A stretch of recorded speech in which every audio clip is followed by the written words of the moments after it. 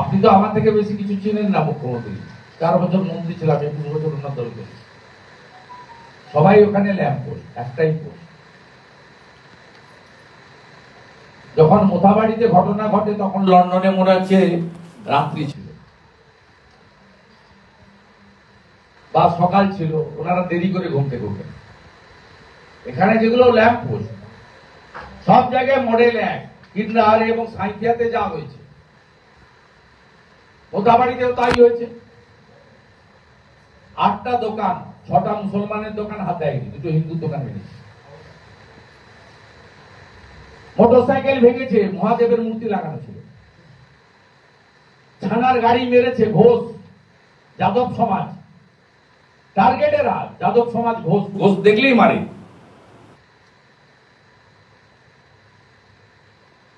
এবং পুলিশের সামনে ঘটেছে, আমি ভিডিও পোস্ট করেছি, অন্যরাও করেছে। মিডিয়া তো দেখাতে চাননি আপনারা। কালকে বিকালের পরে আমরা রাস্তায় নামার পরে মিছিল মিটিং প্রেস হওয়ার পরে করেছেন। আজকেও পশ্চিমবাংলার বহু জায়গায় অবরোধ হচ্ছে, বিক্ষোভ হচ্ছে। আমি সব জায়গায় বলবো, বিজেপির পতাকা নিয়ে পারলে করুন, হিন্দুদের পতাকা নিয়ে পারলে করুন, হিন্দু মাঠে নামুন, শাক বাজিয়ে নামুন, হিন্দু এবং আদিবাসী জনজাতি সবাই মাঠে নামুন। এই রাজ্যটাকে আমরা এইভাবে শেষ হতে দিতে চাই না, দেখতেও চাই না। ওরা যেখানে সংখ্যাগরিষ্ঠতা আছে, কেন ওই জিনিস হবে? এবং আমার এটা ব্যক্তিগত আপিল, এটা দলগত নয়। আগামী সোমবার আমি তো পোস্ট করব আমার সমস্ত ওই লুইসার আমার ফেসবুক ফ্রেন্ডদের, যে আগামী সোমবার ডিপিতে কালো লাগান এবং লিখে রাখুন, আমার বাড়ি তোমার বাড়ি মোথাবাড়ি, আমার বাড়ি তোমার বাড়ি মোথাবাড়ি। সোমবার দিন সারা দিন ডিপিতে কালোর উপরে লাগিয়ে রাখুন। এটা আমার পার্সোনাল লাগে, আমি এরকম করবো। আমার যারা ফেসবুক বা সোশ্যাল মিডিয়া ফলোয়ার্স বা কলিগ আছে তাদেরকেও।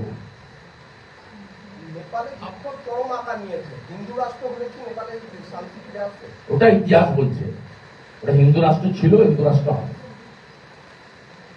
তথাকথিত কমিউনিস্টদের উৎখাত করার জন্য মানুষ রাস্তায় নেমেছে, তা হবেই। 50 লক্ষ নেপালের হিন্দু এবারে মহাকুম্ভে স্নান করে গেছে, পায়ে হেঁটে এসছে কাঠমান্ডু থেকে স্নান করার জন্য, পায়ে হেঁটে এসছে।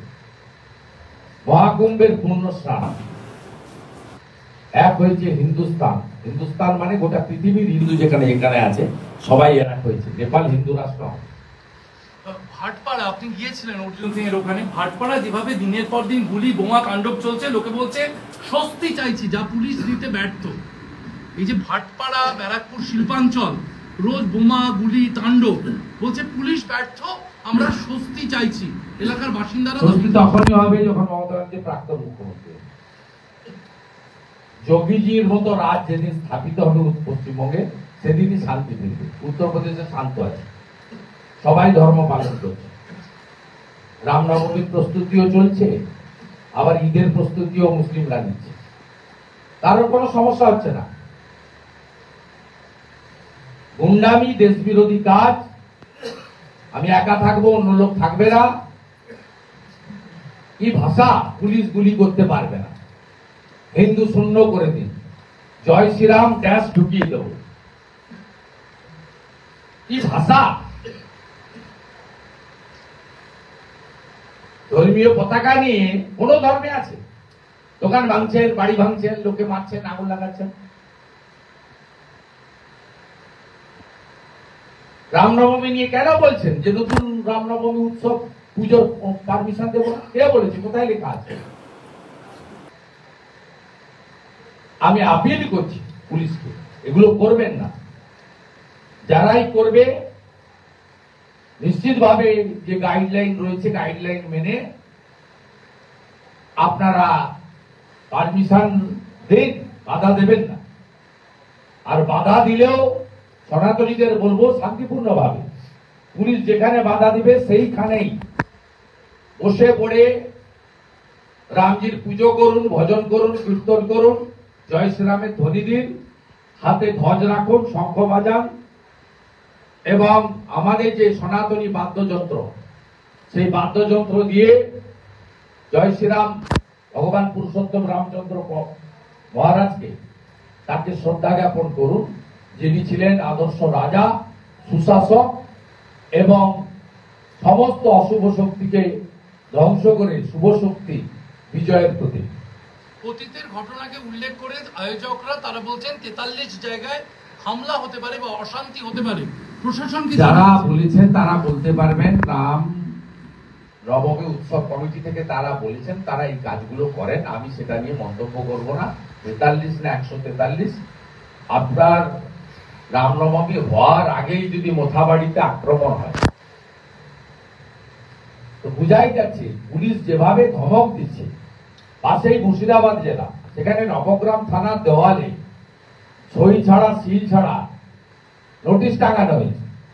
আমি কিছুদিন আগেই সোশ্যাল মিডিয়ায় দিয়েছিলাম, শ্যামপুরের 7 তারিখে মিছিল আছে, আমি থাকবো। আন্ডারটেকিং লিখে দিতে হয়েছে 2 থেকে 2,500-এর বেশি লোক থাকবে না। কেন মশাই? ধর্ম পালন করতে হিন্দুরা বেরোবেন, সংখ্যা আপনি বেঁধে দিতে পারেন?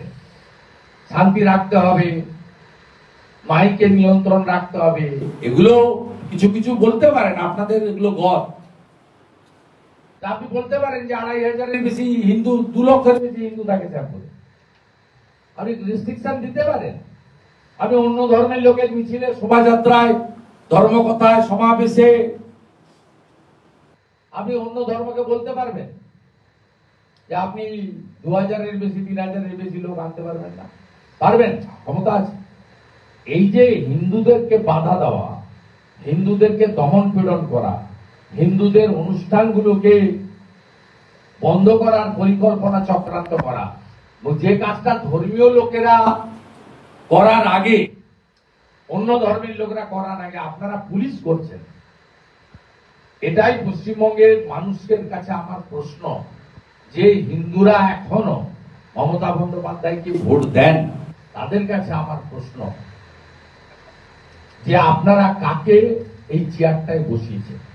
আমরা কথা দিতে পারি, সমস্ত ধর্মের মানুষের স্বাভাবিক ধর্ম পালনের অধিকার বাবা সাহেব আম্বেদকর সংবিধানে দিয়ে গেছে। সংবিধানের অনুচ্ছেদ 25 থেকে 28 পড়লেই দেখতে পাবেন। বিজেপিকে আনুন, কোথাও পুলিশ লাগবে না, প্রত্যেকে নিজ নিজ ধর্ম পালন করতে পারবেন শান্তি শৃঙ্খলা মেনে। এটা আমাদের স্বামী বিবেকানন্দ শিখিয়ে দিয়ে গেছেন, নিজ ধর্মে আস্থা, অপর ধর্মে শ্রদ্ধা। ভোট ব্যাংকের রাজনীতি, বিভাজনের রাজনীতি এবং 33% না 35% জানি না, এই মুসলিম ভোট ব্যাংককে নিজের পক্ষে আনার জন্য মমতা বন্দ্যোপাধ্যায়, তার পুলিশ, তার দল এই সাম্প্রদায়িক বিভাজনটা করে। অনেক সহ্য করেছে হিন্দুরা। সরস্বতী পুজোর সময় থেকে বাংলাদেশের ঘটনা দেখে হিন্দুরা এখন ঘুরে দাঁড়াতে চায়, তাই এখন একতরফা কিছু হবে না। ইট মারলে পাটকেল খেতে হবে।